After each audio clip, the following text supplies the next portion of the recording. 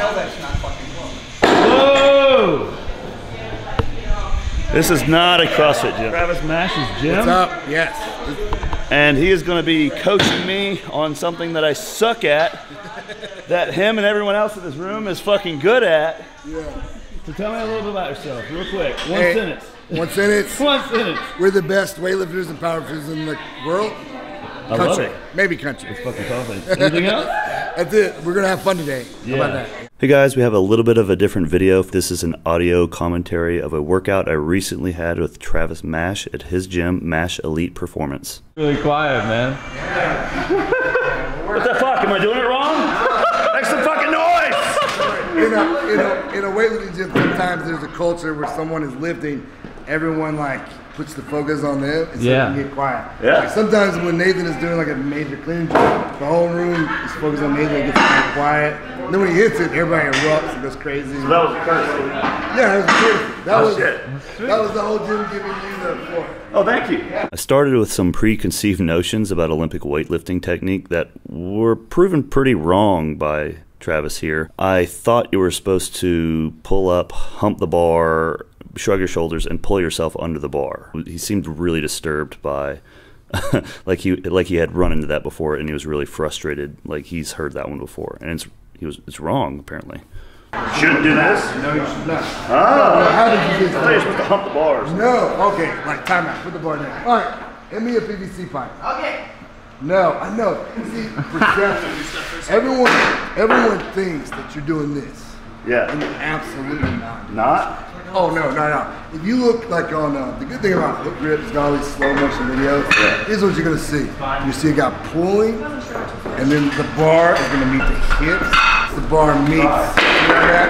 And then you extend. You scoop the bar up. If I hump the bar, the bar's out. And so if you know anything about center, I know you guys know center of gravity. And you know you guys are trickers, right? Yeah. So like, you know that if you're out of alignment of center of gravity, now the bar is much heavier. But if I scoop it up, the bar is lighter because it's in my center of gravity. It makes sense? Yeah, it does. It makes perfect sense. I know it looks like this. Yeah. But what's happening is this. Especially looks like that's a snatch. Yeah, it's not at all. Okay. As a guy who's always done pretty much nothing but powerlifting in terms of heavy lifting, the advice to hump the bar in powerlifting is good advice overall. You just pull, you activate your glutes, pull your shoulders back, everything. Apparently, with Olympic weightlifting, humping the bar is the exact wrong cue that you want to keep in your mind, because if you do it, it knocks the bar out in front of you, and then that messes everything up. Another thing that's been difficult while I was being coached by Travis was keeping the weight more on the middle of my foot, midfoot, rather than the heel, because in powerlifting, deadlifting, you're pretty much grinding from the heel, pulling your shoulders back, activating your glutes, humping the bar.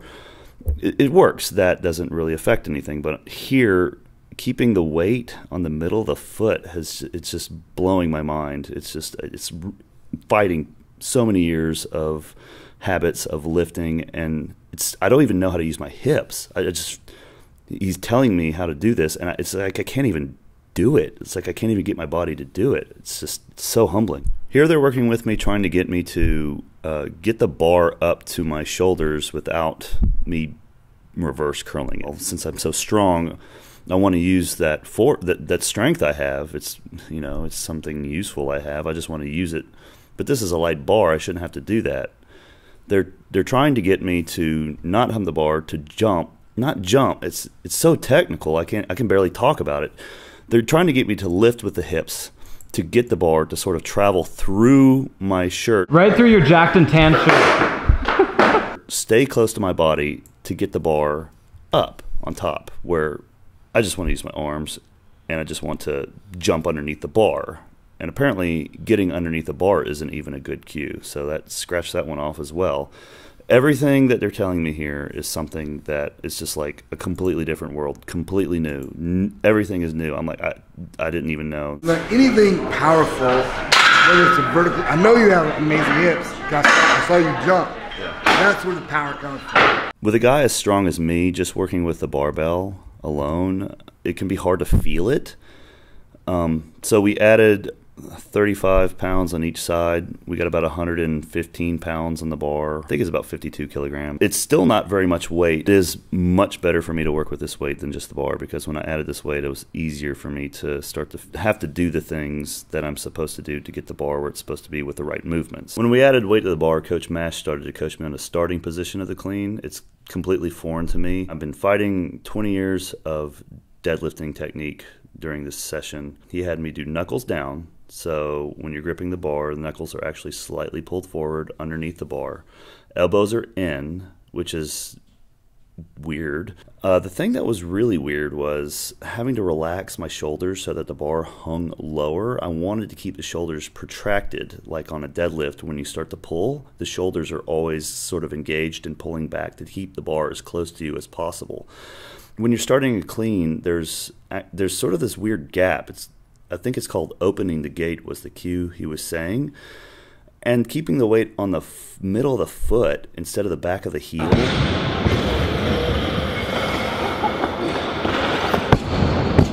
All these things were just like, they were killing me. It was so hard to fight these habits.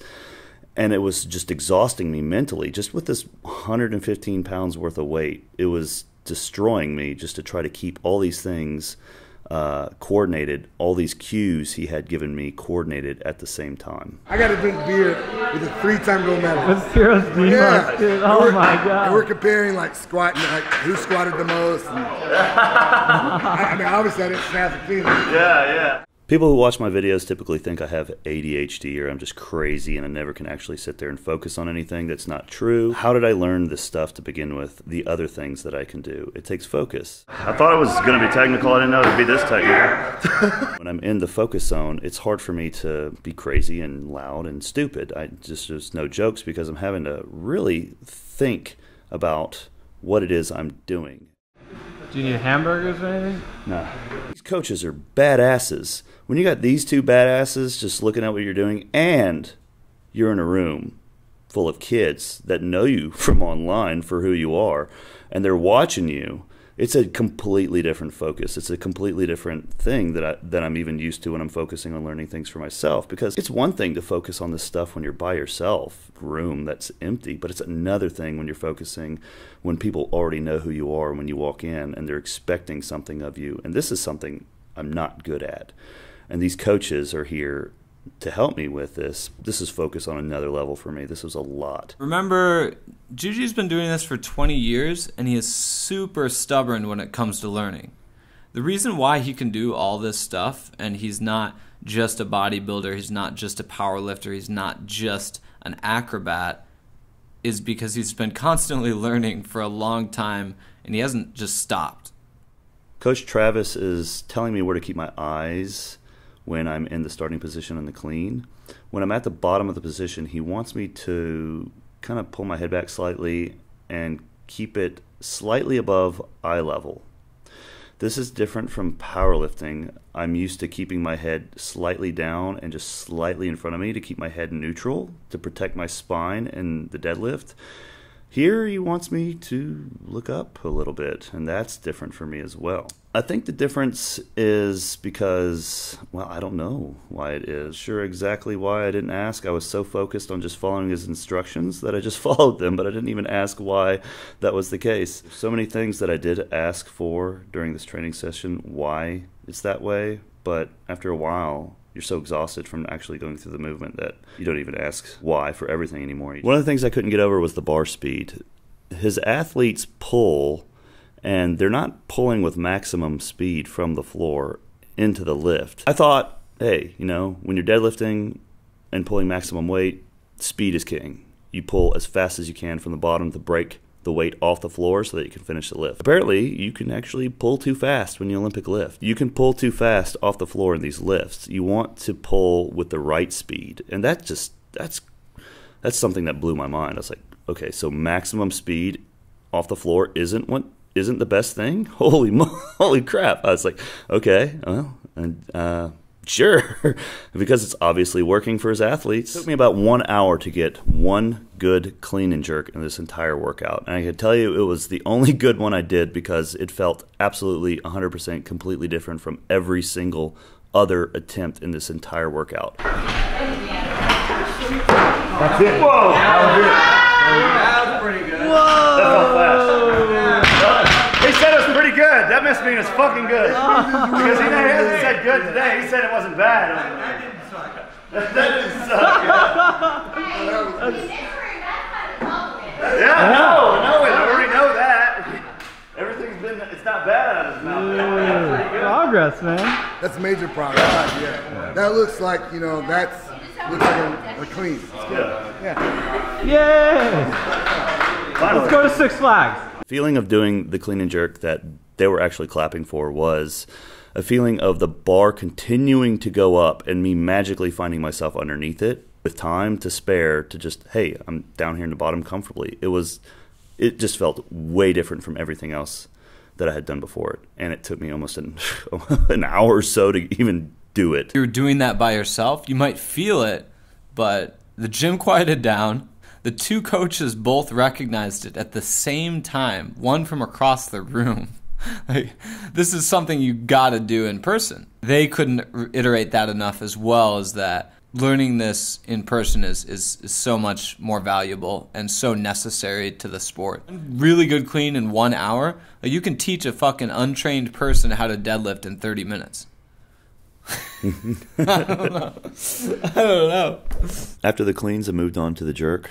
Don McCauley coached me on this movement. He actually said it was the most difficult out of the three between clean, jerk, and snatch to coach. I thought this was actually the easier of the two. It was more intuitive to me. It could be just a function of me knowing how to use my upper body better than my lower body, but didn't have as much of a problem with this one. But he did have some really cool things to share with this, some things that I've never heard before. But I want you thinking down with that back foot, and I want you to get my back foot down to the platform before my front heel, and it's only the heel of the front foot that hits, not the toe. You don't want to be here. You want to be here through the heel and vertical in the shin. Okay, so I didn't know that when you jump into a split stance that it's not 2 feet landing at a time. The back foot actually touches before the front foot. It just happens so fast that you can't even see it happen. So it's a 1-2 step, not both at the same time. He said that the split is supposed to sort of just magically happen. You shouldn't think to lunge, and you shouldn't think to spread your legs. You should try to keep it closer together. You keep your legs closer together, and that the split is just going to have to happen. He wants you to stand tall and not to think just get under the bar. He says that's the problem. A lot of athletes they think just to push themselves under the bar. you'll hear me telling any of these lifters when they're jerking, get tall. I don't want you thinking that I'm getting under the bar. Okay. I want you to think I'm staying as tall as I can. I'm not giving in any more distance back to the front than I have to give in. You raised your shoulder. Here.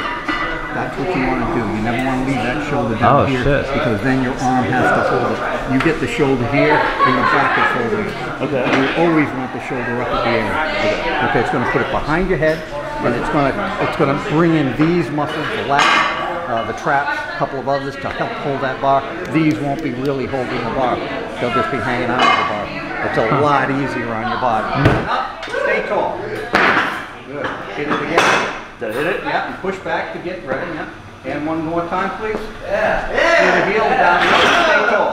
See? Down and up. Good. Don't look down. Keep your eyes level. Okay. Okay, put it back. You need this much. This leg's longer than this one. You want to hit first, and it's going to drive you in and under the bar. Okay. More up. More up. Chest forward. More up. Snap the hips up. Big breath. Go. Yep. You never think that it's going back out like a rudder or the back foot of a line. You cannot think that. It'll drag your hips with it. Now you aren't under the bar anymore. And you want to be hips under the bar. Hips, shoulders, elbows, hands should be in line. Loompa is? Yeah. That's what the jerk drive is. It's Oompa Loompa. And that's really all you have to think about. It's really, get myself here. Right there. This is all relaxed. Boom, boom. snap up. Okay. Instead of just pushing it up, you have to actually like try to touch your shoulders with your ears. Kind of like a back handspring, where you keep the ears close to the shoulders and you try to like consciously like shrug up the scapula. It's going to activate the back muscles. Another problem I had with this jerk here was that my grip was too close. So he actually had me widen up my grip and drop my elbows down and relax my arms more. He said, because it was really painful at first. I don't understand how you can hold that much weight. Two things: it makes his arms a little looser because they're not in that real strong position. It gives his shoulders more room to get through and under the bar. It actually slightly shortens the stroke because essentially the arm is a little bit shorter from shoulder to end. Okay, so it shortens. And your shoulders are big. Yeah. So if you're in here, you're almost kind of like this. Yeah. You know, that's exaggerated, and you're pretty flexible in the shoulder, so you can do it. But I think you can do this easier. Okay. And that'll be quicker. That was quicker right away. So, but I think out is going to be better for you. Okay. Just because of the width of you. Okay. Okay. One more. Nice and loose. Big breath. Legs. There. Okay. Yeah. Big breath. Get tall. Yes. Best one today. Big breath, get tall. There, stay tall. Yeah. Stay tall. Yeah. Getting tired. Yeah. Yeah. It's in a position that you're going to prepare to push weight overhead. That's a completely different position than just having it, you know, ready to squat or after finishing a clean. Athletes have to adjust their grip. Training in this gym was a lot different from a normal weightlifting environment. It's obviously not a fitness center. It's not a CrossFit box. And it's not like a powerlifting gym. There's a lot of difference between this gym and powerlifting culture in terms of weight training that I've ever experienced. This is very minimalistic. There's only like barbells. There's almost no accessory movements going on besides the squat. I didn't see a single lifter do any heavy deadlifts. I saw a lot of guys sub-maxing and maxing on squats while I was there for the several hours. I didn't see a single one pull heavy. There's no machines. I didn't see any dumbbells in the gym, really. There might have been a few laying around. I don't remember seeing them. This is almost like a dojo where it's just really empty except for just barbells and plates and people doing variations of these movements. A bunch of power acts, squat stands, and then you have glute ham bench. Yeah. And then I have no idea what that thing is. A belt squat from Westside Barbell. Belt squat, okay. Yeah. So we do a ton of like glute work on that. You can do marches, lights your hips up, your glutes up. We do kettlebell RDLs, kettlebell deadlifts. You can do high pulls. I mean, there's like 60 exercises you can do. They're gonna emphasize hip extension. So for some reason, when we tested our weightlifters, like the weakest spot compared to their erectors and their hamstrings, the glutes were weaker. So we literally, I know, blew me away, but it was true. Huh. So that's why you got both those. Okay, cool. And it's more of a focused atmosphere. It's not like hardcore in your face, beat your head against the wall, sniff a bunch of ammonia, freak out, kick shit around. It was seriously, they had a lot of respect for each other and for the movements and for sort of keeping a different level of peace. This is very counterintuitive. It is. It goes against movement patterns that we've just, anybody that's been in sports or anything like that, just has, it's worked all the time. Those patterns have worked. You can't learn this sport by yourself, and even when you're doing it at home and you're sending a video to somebody, that's a late kind of feedback you got to have eyes on.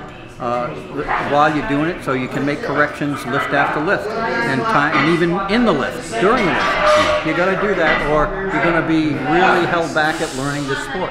Yeah. Almost all of our good lifters have a gymnastic or nowadays a CrossFit background, and they're getting better and better. We're getting more of them, and they're getting better and better because you've got to be quick as a bunny to do this. Powerlifting is a different thing. Yeah, that's strength, real strength, and that's fine. Like I said, I liked it a lot.